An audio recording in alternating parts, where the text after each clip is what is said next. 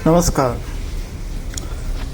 जैसी ऊपर वाले की मर्जी, जैसी भगवान की इच्छा भैया। हे भगवान बचाओ, हे प्रभु बचाओ। अरे भाई, कण कण में भगवान बसते हैं। भाई हमने तो ऐसा सुना है, बाकी सही गलत तो परमात्मा जाने। पत्ता पत्ता भगवान की मर्जी से हिलता है। कैसे हो भाई? बस सब माँ की कृपा है, भोलेनाथ की बड़ी कृपा है भाई साहब। चलो चलते हैं। गंगा मैया आप सबको राजी खुशी रखे। परमात्मा को डिनोट करने के ये कुछ शब्द हैं, ये कुछ स्टेटमेंट्स हैं जो मैं आपको बता रहा था। आप कह रहे होंगे क्या बोले जा रहे हैं, लेकिन आप सोचो जरा कि हम लोग कितने दिन में कितनी बार, लगभग 100 बार, 150 बार, 200 बार भगवान का नाम ले लेते हैं। डायरेक्टली इनडायरेक्टली हमें पता भी नहीं रहता। बाय डिफ़ॉल्ट हमारे अंदर ये सब चीज़ें हैं बसी हुई। अच्छा, ये रिलीजन स्पेसिफिक नहीं है, ये धर्म विशेष के लिए नहीं लागू ये फॉर्मूला। ये फॉर्मूला आप देखिए क्रिश्चियंस में भी होता है। ओह माय गॉड, तो जीसस, ओ जीसस। और मोहम्मडन्स में क्या चलता है? अल्लाहु अकबर, अल्लाहु अकबर। जब कोई घटना घटने लगती है, कुछ भी होता है, हाँ? तो अब इन बातों को कहने का अर्थ क्या है, इसके पीछे क्या मैं कहना चाहता हूँ? अब सुनो कि हम परमात्मा को डिनोट करने वाले संबोधन यूज़ करते हैं ना, जैसे जय श्री राम, जैसे हर हर महादेव। जब दो जने मिलते हैं, जय श्री कृष्णा, भोलेनाथ की जय हो, शंकर भगवान की जय हो, वगैरह वगैरह वगैरह। अब आप ये कहना आपको ये चाहता हूँ कि देखो जी, हर पल हम लोग जो भगवान को याद करते हैं, क्या हमने भगवान को कभी समझने की भी कोशिश करी है? भगवान है क्या? ठीक है, ये बहुत अच्छी बात है कि हम सब लोग एक आध्यात्मिक एंगल से अपने जीवन के अंदर इन सब चीज़ों को जुड़ा हुआ एक सहारा महसूस करते हैं, परंतु हमको 5 मिनट ज़रूर लगाना चाहिए कि हम सोचें इस चीज़ को कि भाई हम एक्चुअली परमात्मा है क्या, जिसको हम घड़ी घड़ी याद करते हैं। कहते हैं ना, पत्ता पत्ता भगवान की मर्जी से हिलता है। अब ये क्या बात है भाई?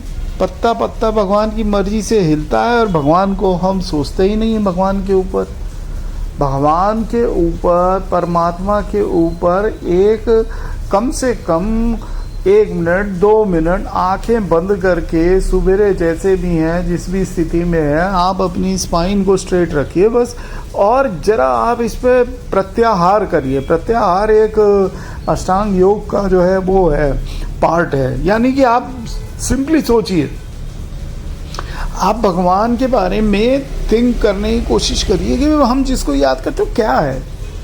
ये एक बहुत ही शक्तिशाली, पावरफुल, कोई आसमान में रहने वाला कोई वो है क्या, कोई एंटिटी है क्या? अब इससे ज़्यादा हम लोग कुछ जानते नहीं हैं इन सब चीज़ों के बारे में।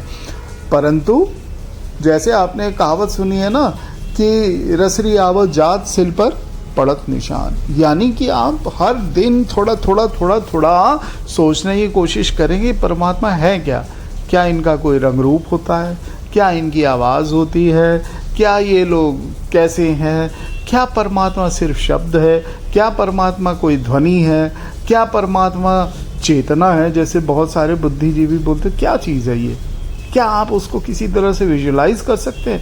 क्या आप इसको अपने दिमाग में किस तरह से देख पाते हैं? ज़रा इस पे सोचिए। सोच के हम इस चीज़ को आगे बढ़ाएंगे।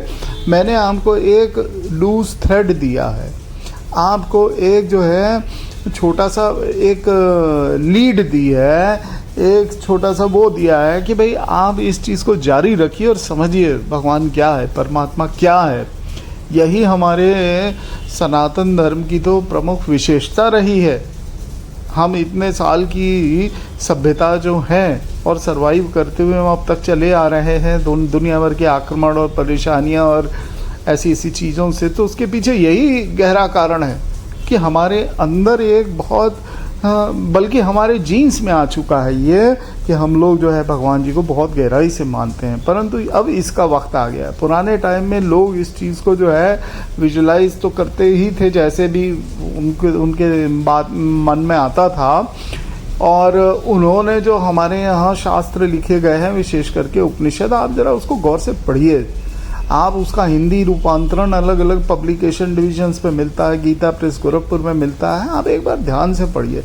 उपनिषद वो पर्टिकुलर शास्त्र है, वो एक विशेष किस्म की चीज़ है, वो एक ज्ञान है कि आज के दुनिया के सबसे टॉप साइंटिस्ट, मैं कह रहा हूँ सबसे टॉप, स्टैनफोर्ड, हार्वर्ड और दुनिया भर के ये जो माने जाने वेस्टर्न साइंटिस्ट हैं, आप इनकी बात को गौर से सुनिएगा। कुछ लोग टेड टॉक्स सुनते होंगे, टेडेक्स सुनते होंगे, कुछ लोग कुछ और सुनते होंगे, कुछ लोगों का जो है, तो ये जिनका रुझान इस तरफ है वो कृपया करके इस चीज़ को समझिए कि उपनिषद के अंदर तो सारी चीज़ें, सब चीज़ें बहुत पहले ही लिख दी गई थी।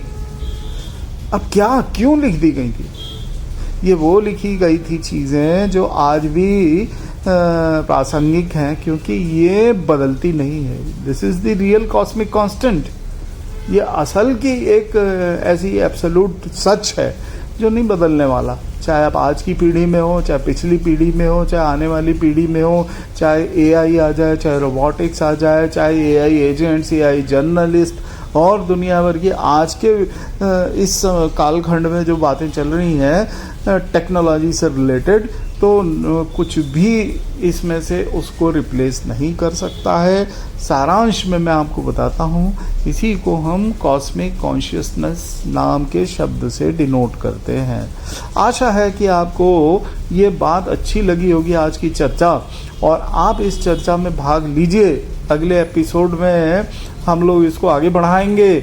इस एपिसोड के अंदर आप जो है कमेंट के अंदर जो आपके विचार आते हैं, प्लस आते हैं, माइनस आते हैं, आपको लगता है फालतू की बात है तो भी लिख दीजिए। आपको लगता है नहीं ये बढ़िया बात है, नहीं ऐसा हमको विचरण करना चाहिए, सोचना चाहिए, तो भी आप लिखिए। और अच्छा लगेगा तो लाइक कीजिएगा, सब्सक्राइब कीजिएगा। जय हिंद, भारत माता की जय, नमस्कार।